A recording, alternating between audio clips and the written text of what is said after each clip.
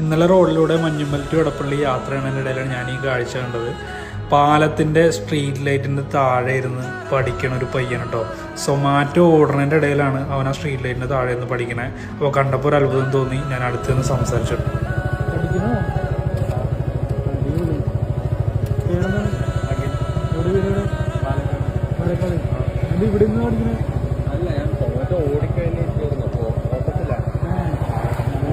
എന്തെന്നാ പഠിക്കണേ?